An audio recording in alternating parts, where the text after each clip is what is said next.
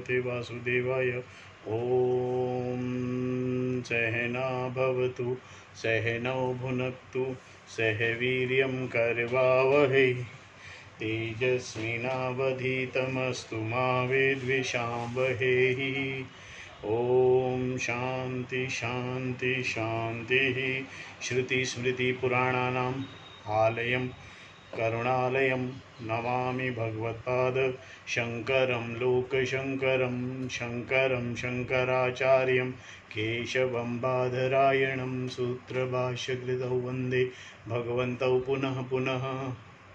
ॐ त्वमेव माता च पिता त्वमेव बन्धुश्च सखा त्वमेव विद्या द्रविणं त्वमेव सर्वं मम देव देव। ओम गुरुदेव भगवान शिव शंकर भोलेनाथ कैलाशपति महाराज की जय। भगवान व्यास जी महाराज की जय। शंकराचार्य भगवान की जय। स्वामी चिन्मयानंद भगवान की जय। स्वामी दयानंद भगवान की जय। स्वामी प्रबुदानंद भगवान की जय। माता पिता की जय। सभी गुरु देवताओं की जय। सभी गुरु देवताओं की जय। श्री कृष्ण गोविंद हरे मुरारी हे नाथ नारायण वासुदेवा। ओम श्रीमद् भगवद गीता वॉल्यूम 3 अध्याय 3।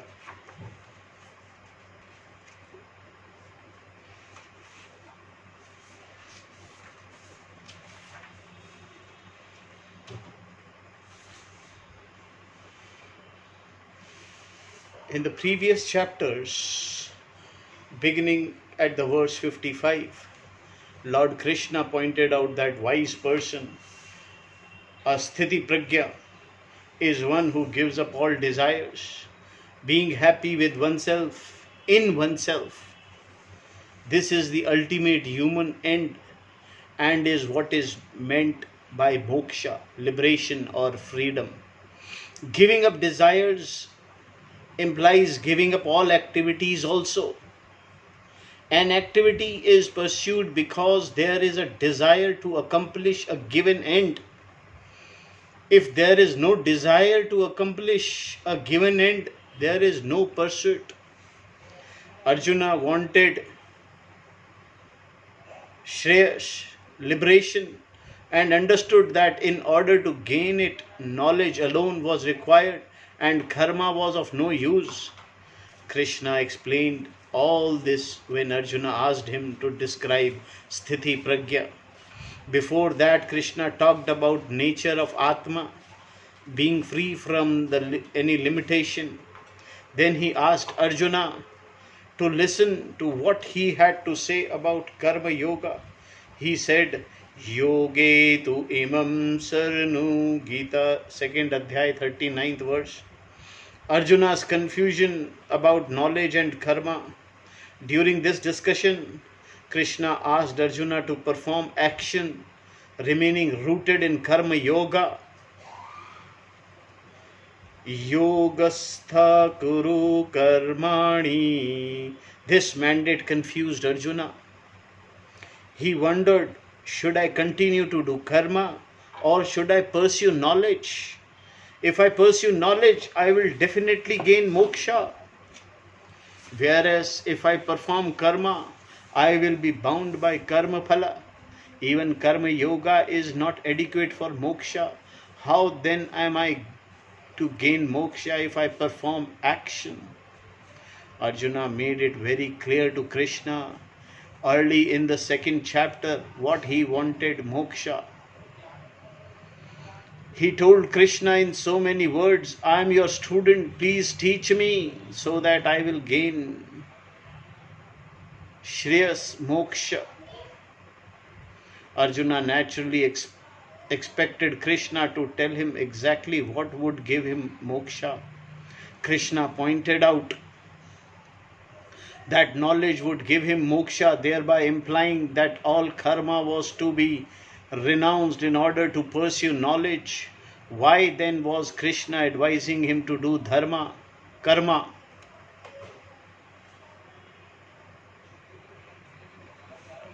Having said that knowledge would give Arjuna moksha, Krishna had then said, get up and fight. What did this mean? Did Krishna think that Arjuna was unfit for moksha? Or did he think that karma yoga would not result in moksha? Arjuna wanted to know what Krishna's contention really was. The situation was like a man going to a doctor, being told that he has diabetes and being advised to start and end each day with sweet rolls of pastries. Such prescription would result only in a quick death and is not at all befitting the man's condition. Here Arjuna wanted moksha, absolute freedom, and karma was prescribed to him. He knew that the karma enjoyed by the Veda was strictly for achieving result within samsara, a life of limitation, and that they would not deliver him from samsara. Krishna himself had said to Arjuna, may you not get involved with any karma unfolded in Veda. Arjuna was therefore confused by all these conflicting statements. Since moksha was said to be purely in form of knowledge, he concluded that he should go for knowledge. And if he was to pursue knowledge, why do karma then? This was why Arjuna wanted to become renegade and moksha and renounce all activities so that he could dedicate his life to the pursuit of knowledge. Giving up everything, may you go after this knowledge. Sannyasa sarvartha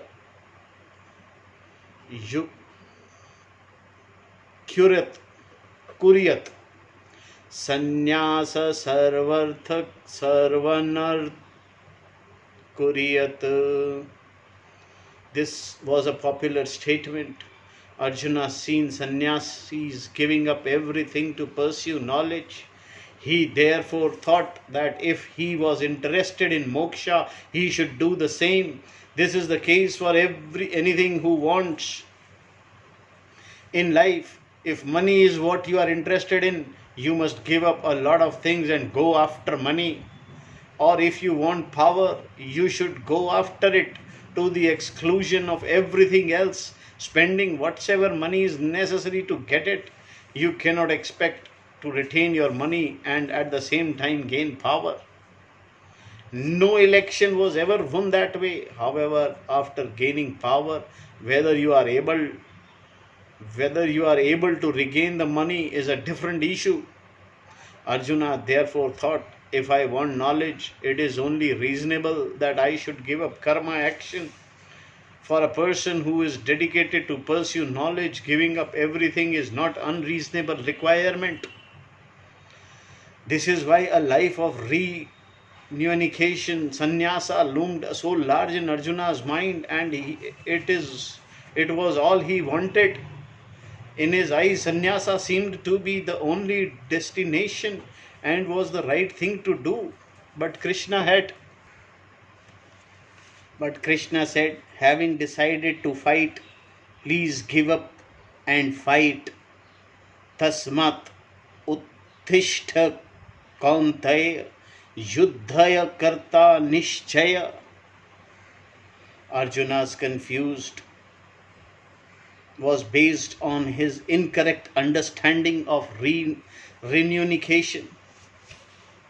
Krishna seems to have dismissed the pursuit of karma for good by not allowing it to be considered in the pursuit of moksha. Therefore, sannyasa had to be the answer. At the same time, however, Krishna had praised karma. This apparent contradiction caused Arjuna to ask, what exactly would I do?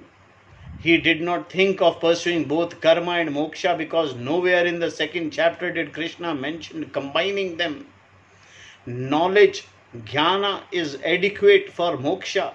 Moksha does not depend on any karma because it is not something that is created. Being the very nature of Atma, moksha is already accomplished. The self is already liberated, already free, and needs to be recognized as such. Therefore, knowledge alone is adequate for moksha. And after knowledge, karma is also not required, because the person is happy and himself with himself or herself as he or she is. What karma is to be done then? And for that purpose? And for what purpose?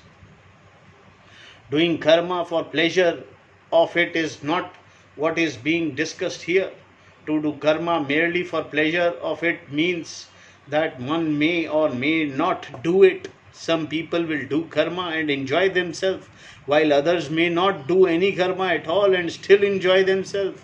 If one does something for enjoyment of it, there is no question of doing it as a bounden duty. Therefore, one need not do it, or one may do it. But for moksha, why should one do karma when all that is required is knowledge? If knowledge is adequate, then one must only pursue that knowledge. So from that, what Lord Krishna had said so far, it looked to Arjuna as though knowledge was the prime pursuit, but it was also very clear to Arjuna that he had been commanded to perform action. Therefore, the first dose of teaching contained in the second chapter was confusing to Arjuna, who was already confused when the teaching began. In an attempt to resolve his confusion, he asked Krishna to describe a sthiti pragya, a wise person. This was an indirect question, in that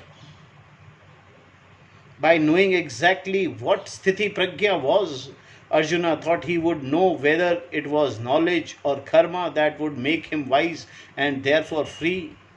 In response to Lord Krishna did not mention karma at all. He talked only about self-mastery and knowledge. He never said that one who does karma becomes a sthiti pragya. All of Krishna's description of a wise person implied knowledge alone. He had said that what is night for an ignorant is day for the wise, and what is night for the wise is day for the ignorant. In this way, he talked about two visions, that of the wise and that of the ignorant. The vision of one who is ignorant being different from the vision of one who is wise. From all that Krishna had told him, Arjuna received confirmation that knowledge was adequate for moksha. There was no question of moksha requiring a little bit of knowledge and a little bit of karma. Moksha is not an English truffle or a granola. Only knowledge is necessary and all other little bits are useless.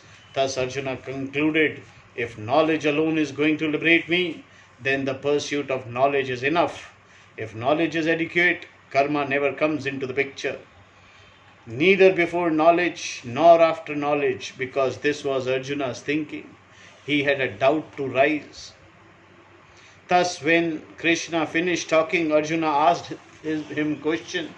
There are two types of question. One is question that is asking for an explanation, called prasanna. Prashan in Sanskrit. What is wise person? What is a wise person? In such a question, another type of question involved doubt, sanchay, which comes in form of, does the sthiti pragya walk, talk, sit, etc. or not? Only when there are two or more options about a topic, there is possibility of doubt.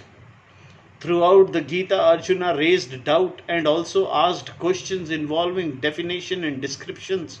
When Arjuna wanted to know what wise person was, he was not expressing a doubt, although he may have had one. He only wanted to know what is sannyasa. For example, is not a doubt, it is purely a question asking for a definition. But when Arjuna asked which was better, sannyasa or karma yoga, he was expressing a doubt.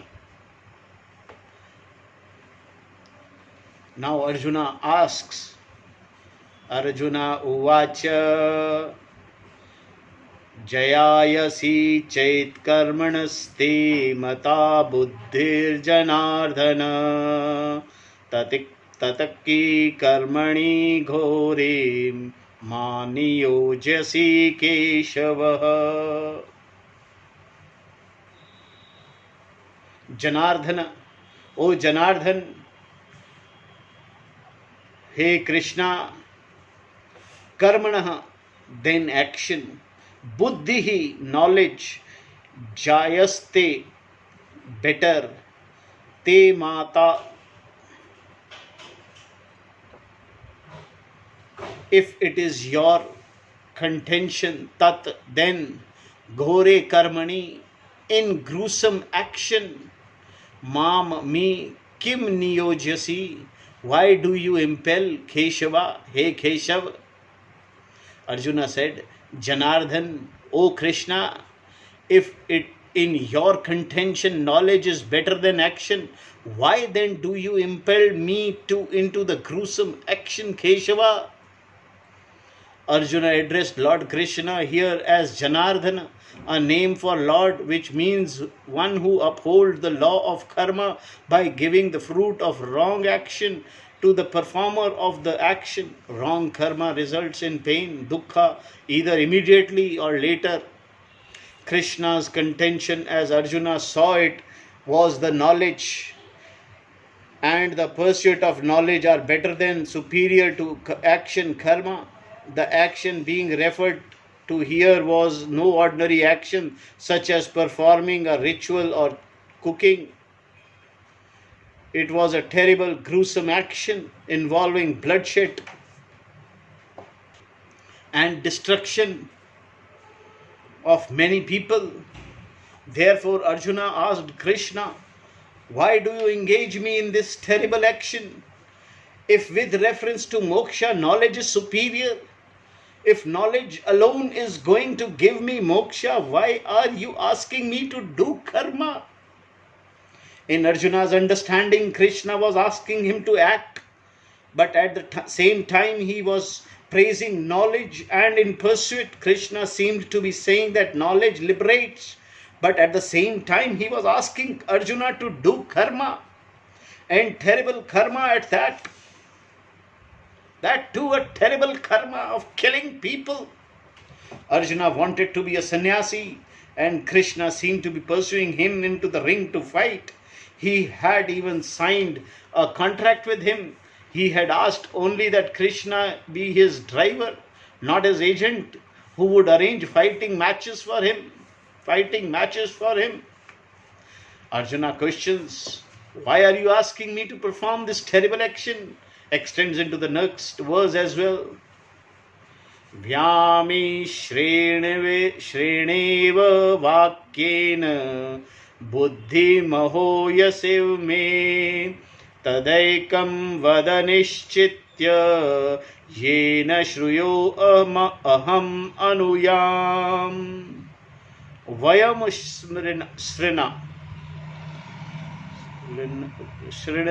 shreneva, self-contradictory, vakyena, with the words, eva, seemingly, me, my, buddhim, mind,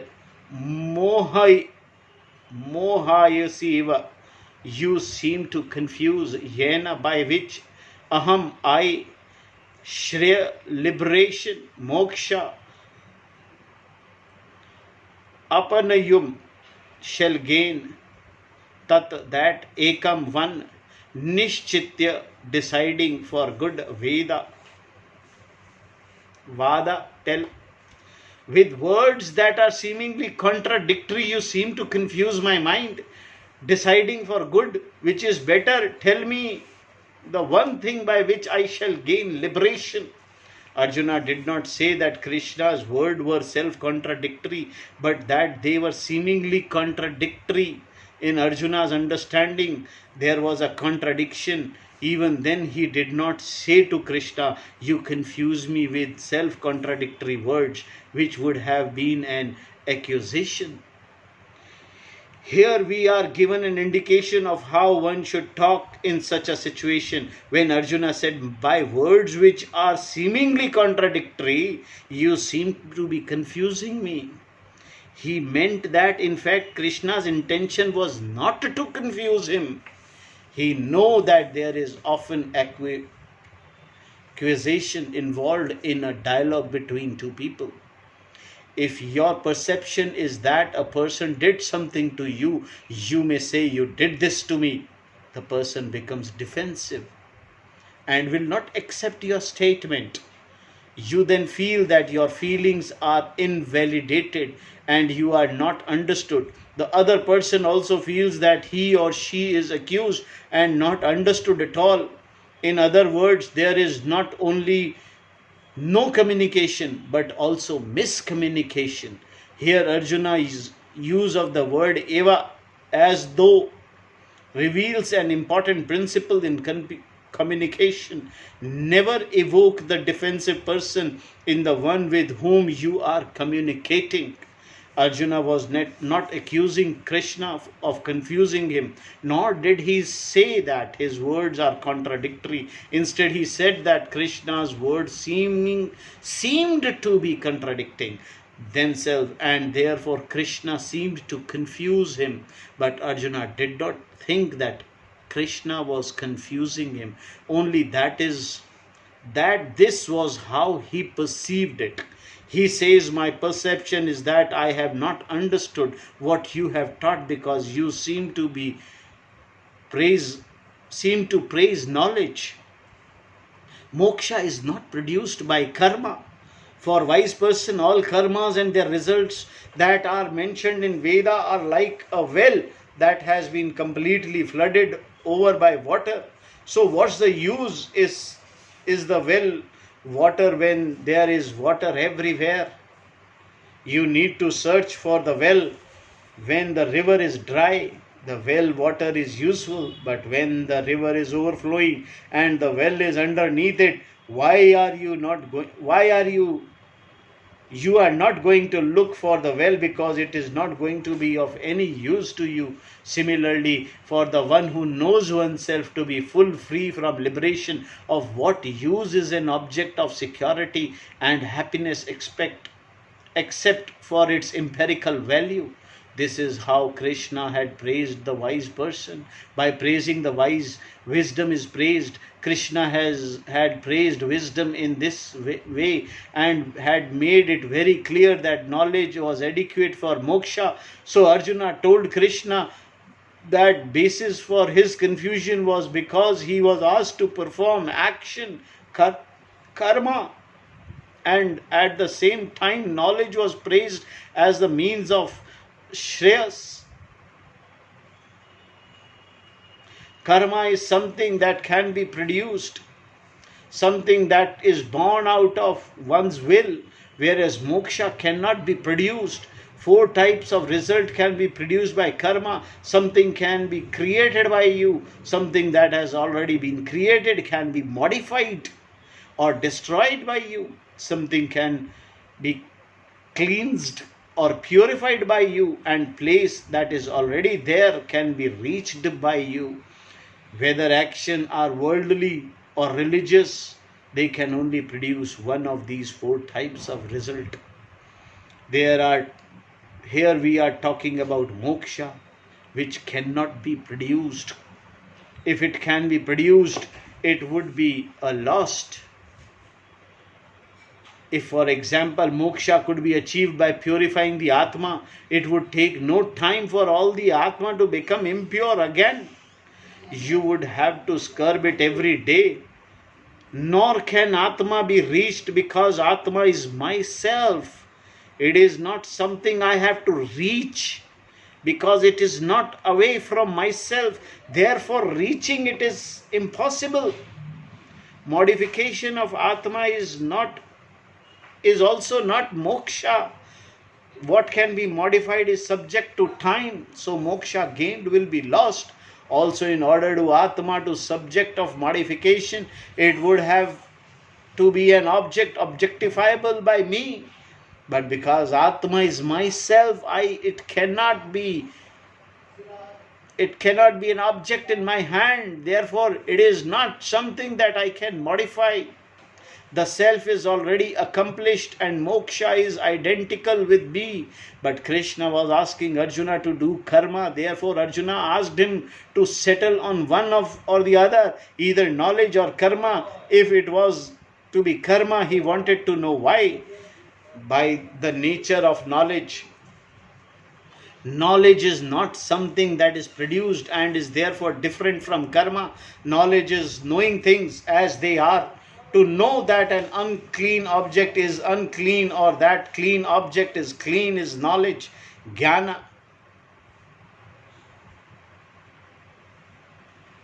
To know untruth as untruth or truth as truth is also jnana.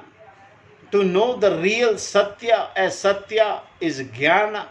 And to know the unreal mithya as mithya is also jnana. Because knowledge is as true as the object, it is not dependent upon your will. I cannot decide that this is how knowledge should be. I can only see the object as it is, nor can knowledge be modified by my will.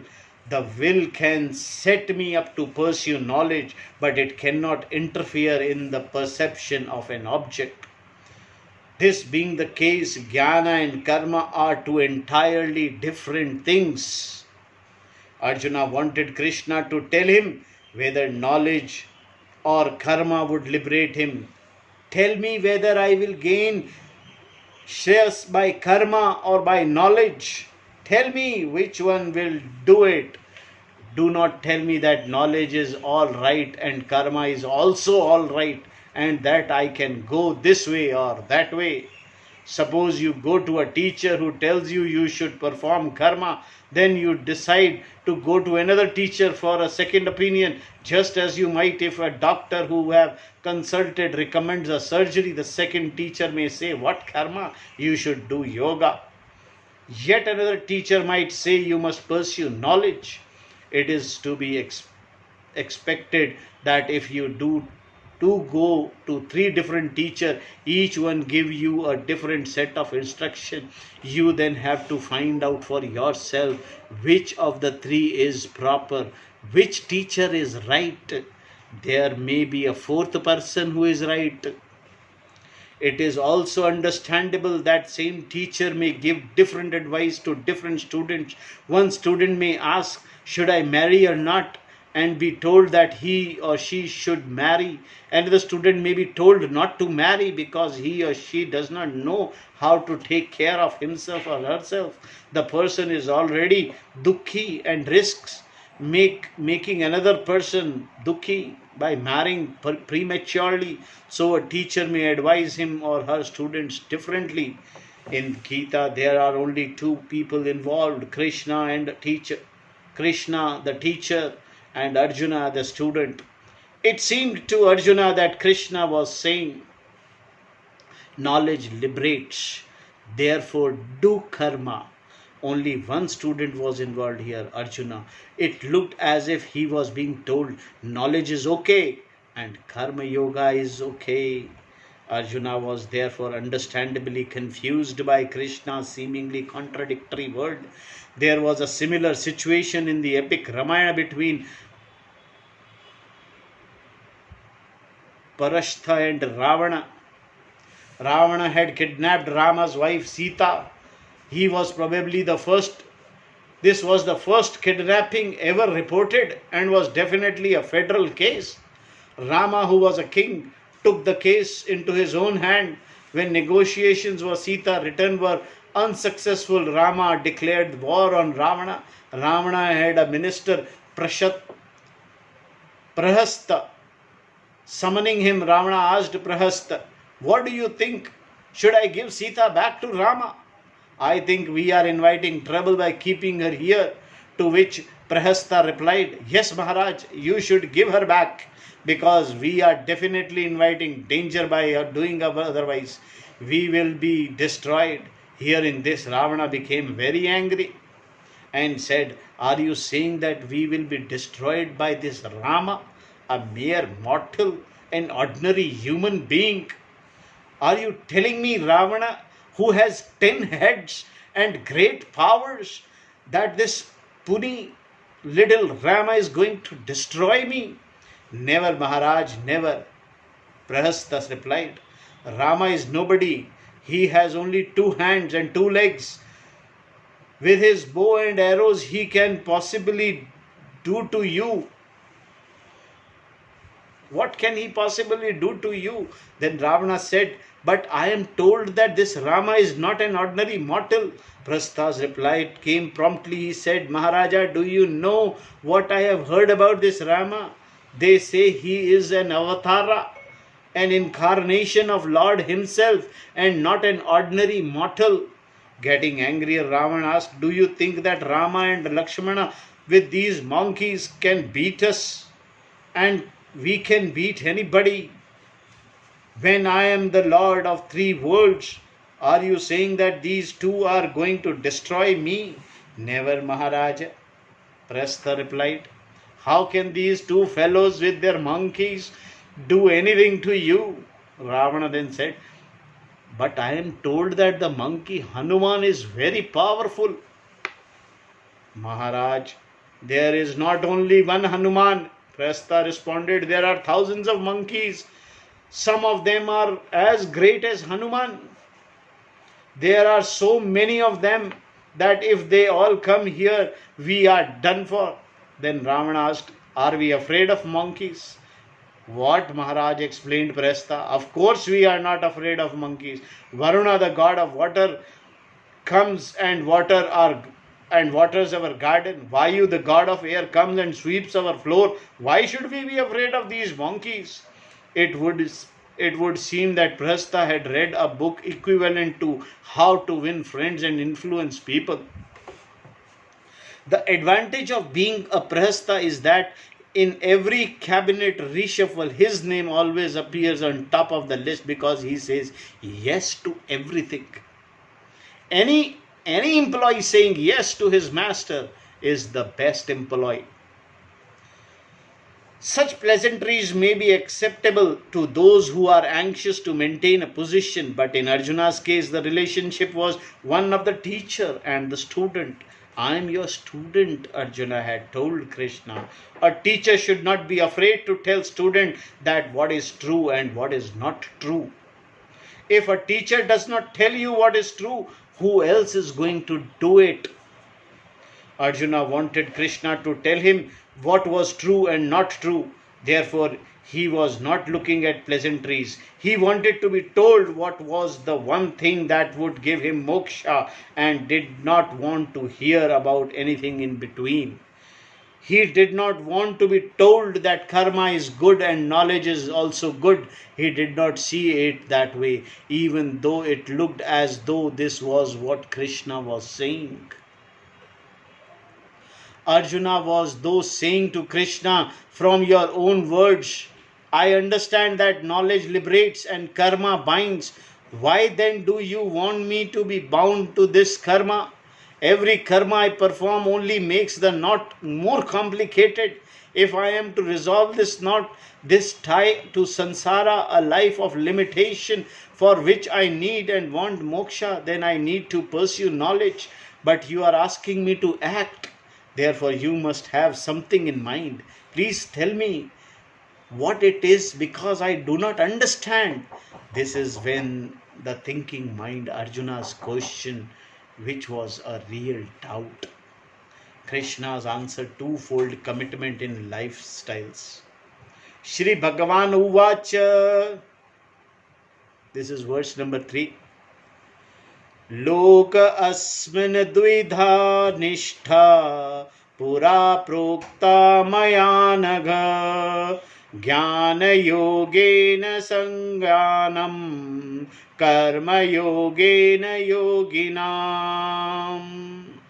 Shri Bhagavan, the Lord, Uvacha said, Angaha, O sinless one, Arjuna, Asmin, in this state, Loke, world, Duvidha, twofolds, Nishtha, committed lifestyles, Pura, in the beginning, Marya, by me, Prokta, was told, Jnana Yogena, in the form of the pursuit of knowledge, Sankhyanam,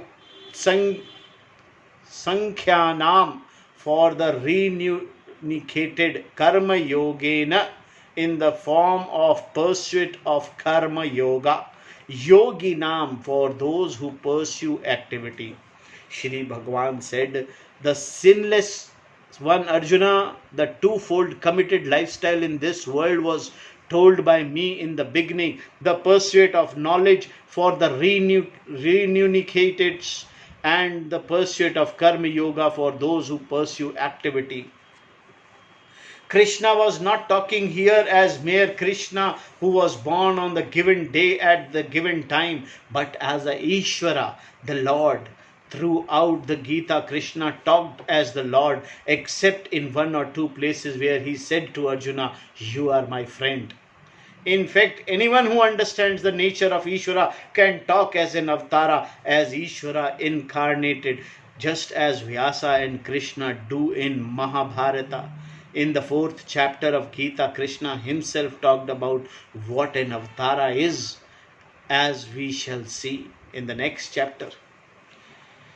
Here in this verse, Krishna said that in the Veda, the twofold Nishtha was expounded by him. Nishtha means committed lifestyle. For example, a person who is committed to the practice of japa, chanting the Lord's name, is called Japanishtha.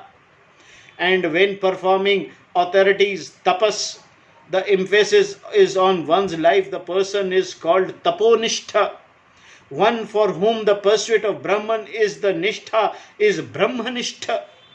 And Jnananishtha is one of the commitment is the knowledge. In this verse, Krishna has said that one of the Nishthas he revealed to the world in the beginning is for the Sankhyas, the sannyasa, and is in form of Jnana Yoga, meaning that knowledge is the means.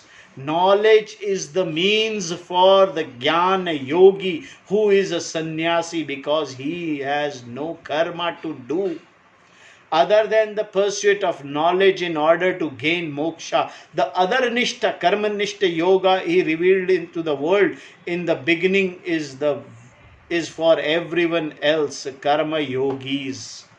Krishna then revealed the twofold Nishtha to Arjun. The word Sankhya means knowledge and is also used in the Gita by Lord Krishna to mean sannyasa, the life of reunification. Those who are committed to knowledge are called Sankhyas. Sankhyas means, and the knowledge that is unfolded so clearly by the Upanishad, that subject matter referred to as Vedanta is called Sankhya. The only topic that Vedanta deals with is Atma, is Brahman. Therefore, Sankhya means Brahman. And what is unfolded by the Vedas, by Vedanta, is Sankhya Brahma. Sankhyam Brahma. Because the knowledge of Brahman is called Sankhya, and those who pursue that knowledge are also called Sankhyas. We find in the Gita that the word is also used as synonym for sannyasa, the lifestyle of reunification, in which knowledge alone is pursued. Because Arjuna wanted Shreyas, moksha, Krishna told him about this twofold nishtha. Moksha is clearly the end in view, and the nishtha is means to this end. The nishtha is twofold because there are two different group of people.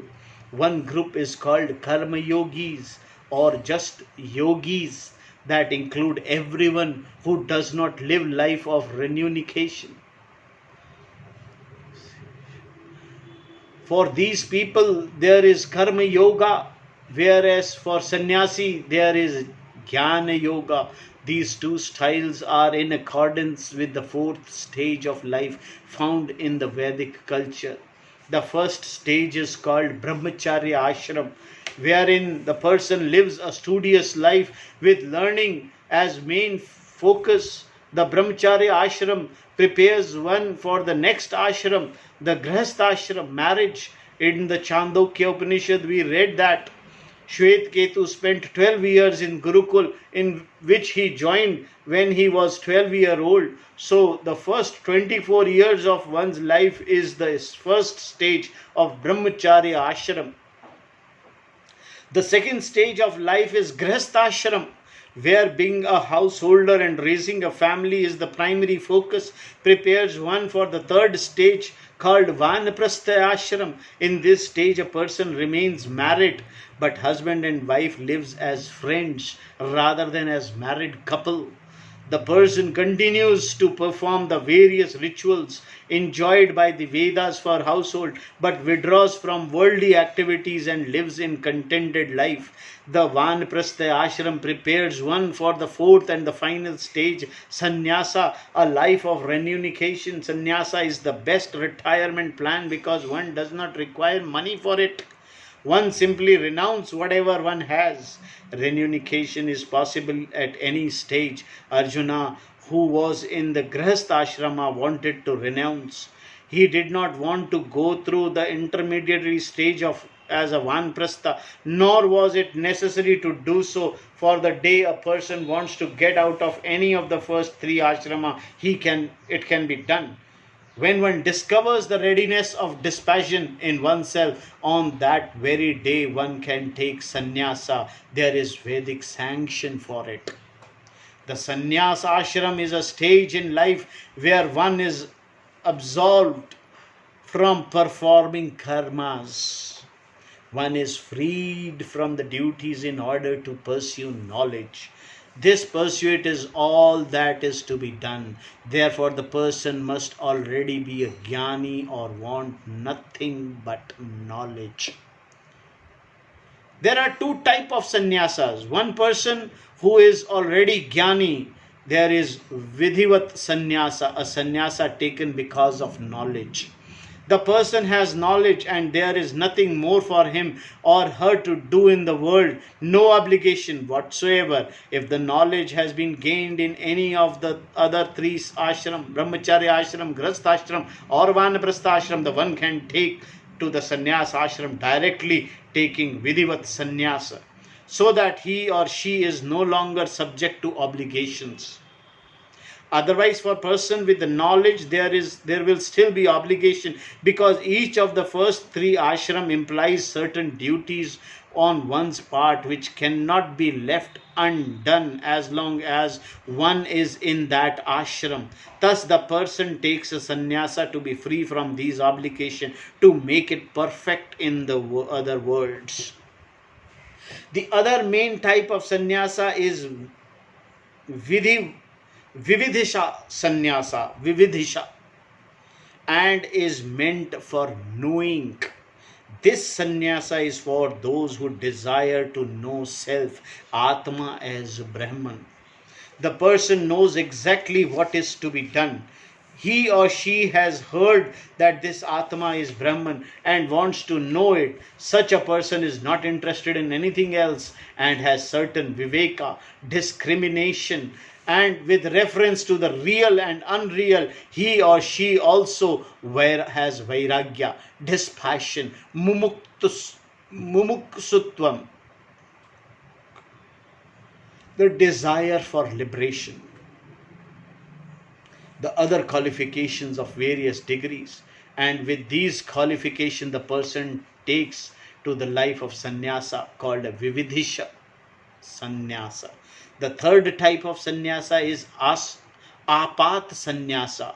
When a person thinks he or she is going to die and does not want to die a grihastha or vanaprastha, but rather as sannyasi, he takes apat sannyasa. Apat means danger, because sannyas ashram is always praised in the shastra. It is natural for person to want the result of this ashrama. It is as though the person has had a blank check all along and now wants to encash it.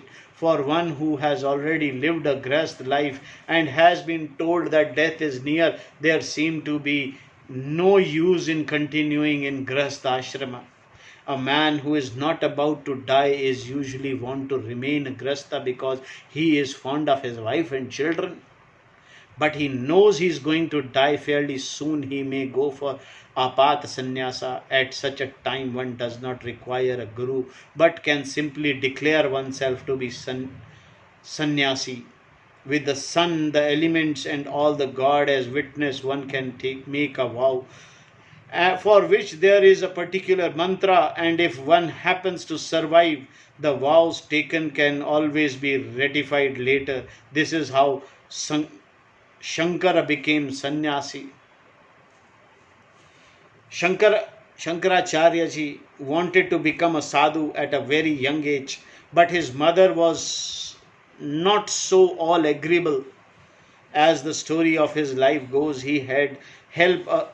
He had the help of crocodile that had caught hold of his leg while he was bathing in the river. Shankara's mother was waiting for him on the bank, and he called out to tell her what was happening. It may have been a ploy, or perhaps the crocodile was symbol of samsara.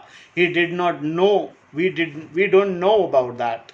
In any case, when his mother began crying, Shankara told her that if he took the vows of sannyasi, the crocodile would let him go. Because there was danger to his life involved, this was apatha sannyasa. Shankara then took the vows, and lo, behold, the crocodile released him. When he walked out of the river, his mother said, come on, let's go home. What? Shankara replied, I am a sannyasi now. When his mother told him the vows were only for the crocodile's sake, he said, not at all. I have made the vows and I am going. It was in this way Shankaracharya became sannyasi. Later he went to the Guru Govinda Bhagwat Pada, who lived on the bank of Narmada in the middle of India, and became his disciple. It was Govinda Pada who ratified Shankara's vow of sannyasa. Ratification is always possible whenever one has taken apat sannyasa and survives. Expecting some good end from sannyas ashram, people have values for it. This expectation is based on belief that a sannyasi does not take another birth. And if there is a birth, the hope is that one will at least get a better chance in the next life.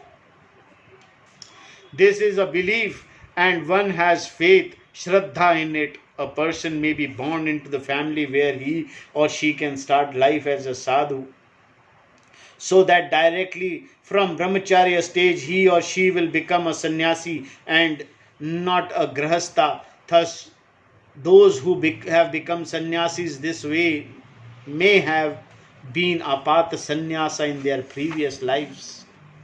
The last ritual of sannyasi is Arjuna's heart was not in apat sannyasa. He was not dying, but he did not want to know. Therefore, he wanted to take vividisha sannyasa. A sannyasa, one can give up all karmas, for which there is a special ritual, the last fire ritual that sannyasi performs. You may see a sannyasi doing a puja, but you will never see a sannyasi sitting around a fire performing Vedic ritual. Such a person has been freed from all obligatory fire rituals of all karmas. In fact, sannyasi's last fire ritual is one in which all are given up. In this ritual, the sannyasi binds goodbye to all the ancestors to whom there have been an obligation: father, mother, grandmother, grandfather, and grandfathers, great grandfathers, great grandmothers, and then rise and devas.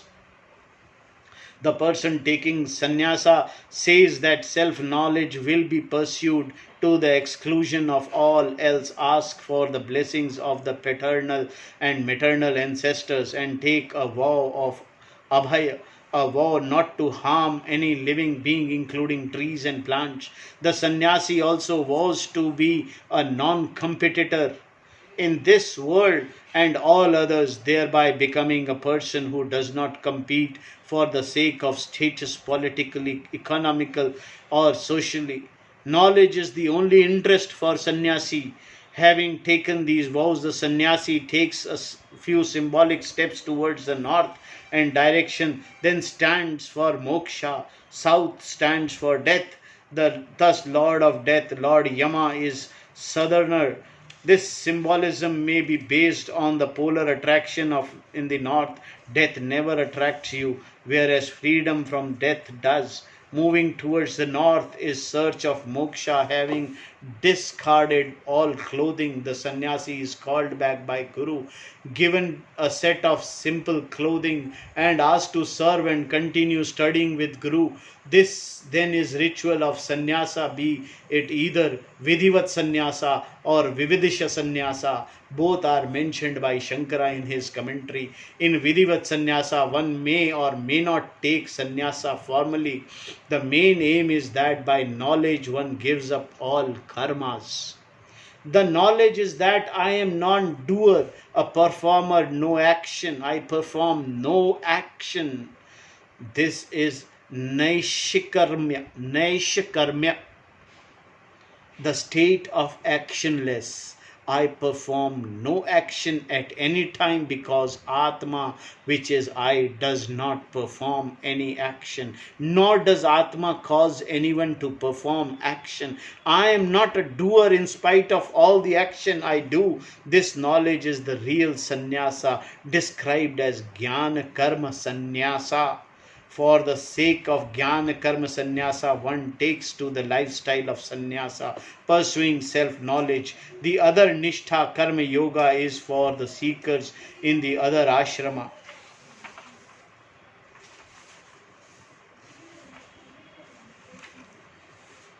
Om Tat Sat. We'll see the remaining part of the tomorrow.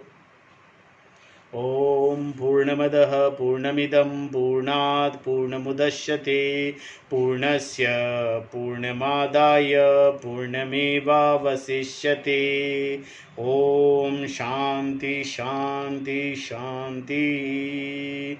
Om